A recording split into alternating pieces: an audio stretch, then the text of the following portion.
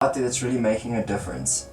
It sounds weird, but my grand said to me, yeah, but you're only going to interview people that have money. I'm like, okay, but that's a surefire way that they've got success. No money. Yeah, but you know what? The thing with you is you've got experience in a certain field, you've got social media following, you're at the point right now where you're doing radio, you're exposed to a certain kind of light. So I know my interview with you will go a certain way. And that's a big thing with podcasting as well. I choose my guests very carefully. Someone that can keep a conversation with me about young entrepreneurship in South Africa. Someone that can give their insights on a certain matter, and you know it takes a certain kind of person, and you meet the criteria with me. You know what I mean? Thank you so much. No, it's only a pleasure, bro. You're up to scratch. You can come and sit with me, and you can barter all day. Yeah, I feel like that. I feel like we can chat for years and years to come. And also, that's exactly the thing. It's your year anniversary, you know that. Yeah. I think every time I get really close, but I try and make like a whole hour. But I think we're on an hour now. 15 minutes. So we can almost close off and say, where do we find you? Insta handles. Yeah, so Tizel Official on social media like TikTok and Instagram. YouTube also Tizel Official. Facebook Tizel the DJ, Tizel DJ. Yeah, that's about it. Otherwise, Gold FM every Friday from 6 to 9. Lovely, 6 to 9, guys, and please come and check this guy out. Book him. If you need a cracking DJ for the night and you need the vibe right, just come out and get DJ Tizel. Also, what I do when I DJ, people ask me what music do you play. I mean, I play whatever you want me to play. Most DJs, and I don't understand why they do this, they get to the club, they've got an 8 gigabyte USB with only certain type of music on. Yeah. And it's the music that I play or that I do. I mean, you can't think like that at all. That's not going to make you the best DJ in the world. It's going to make you naive. Yeah. Like, it's going to make you... You need to have everything. You gotta suss the crowd out, I think. Yeah. And that takes experience. And who knows who's gonna be there when you DJ? Is there any hip hop heads? Is it gonna be like Afrikaans people that love to socky? Is it gonna be old people? 100%. I mean, I DJed the other day at Plan B, and what I normally play, I mean, it's the first time after lockdown I DJed there. You got another gig now there as well. Yeah, that's this weekend. This weekend you got a gig hopefully at Plan B. It'll be a bit different. But the first gig there, the people who were there only danced to Afrikaans music and old Afrikaans music. I could play any electro song, any new song, nothing. They will not dance to it. I could have killed the whole night there, but instead I tried, I'm not DJing for myself here. Yeah, I'm DJing for the people to enjoy it. I mean, that's who DJ Tizel is also about. Yeah.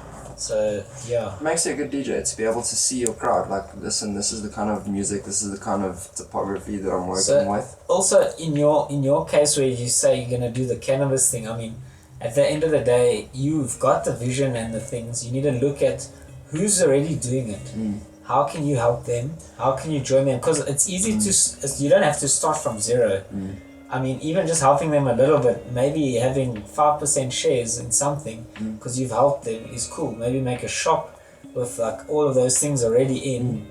Find the suppliers, find the people who are doing it, and we all benefit each other. Like at the end of the day. And also the main thing is, I didn't know that I was gonna do Afrikaans music. I listened to the market. The market told me I was gonna do Afrikaans music. I mean, I've tried everything, but that's what they told me. That's what stuck. And you know what? I enjoy doing it. Yeah. I will do it, and I'm gonna do it. And nothing can stop me. Corona, nothing can stop me. Oh, dude, we've pushed out some of our freaking baddest hits. And you know what? Our whole business strategy changed.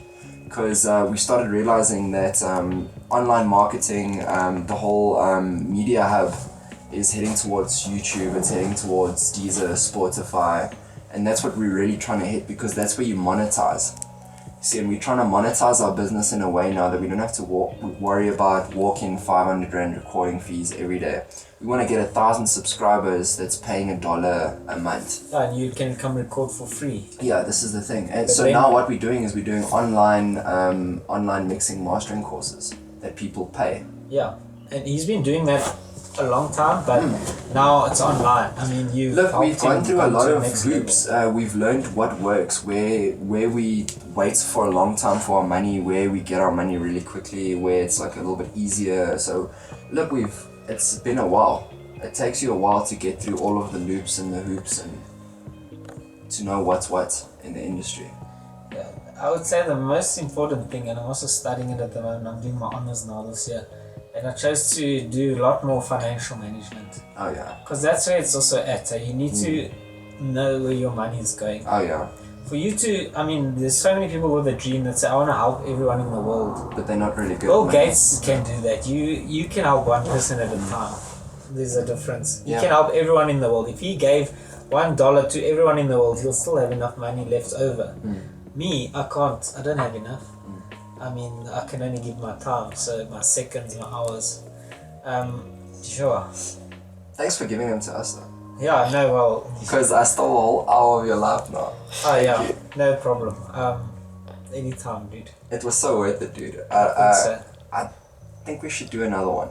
Yeah. Sometime soon when you tell me, look, I've gotten like... I would say when something happens. Yes. When something goes well, I mean, I need to graft and do some work. Let's see what happens in the next year, next 2 years. Totally, dude. Totally. If the podcast is still going, I hope it is. Oh, we'll be going. If anything, we would have diversified into another field. Yeah. So. And we would have a variety. You know what I mean? Yeah. I'm looking at doing a few car reviews as well. So I mean, I don't want to spoil it for everyone, but I've got an idea for the podcasting. Yeah. It starts with the idea. Yeah. You build on that. That's so cool. Yeah, if there's one last thing I could say to everybody who's watching that might find value in this is like, the biggest thing is you need to know where you want to go, and you need to be willing to pay the price to where you want to go. Yeah. If it means, like, I kind of know where I'm going, and I'm willing to pay that price.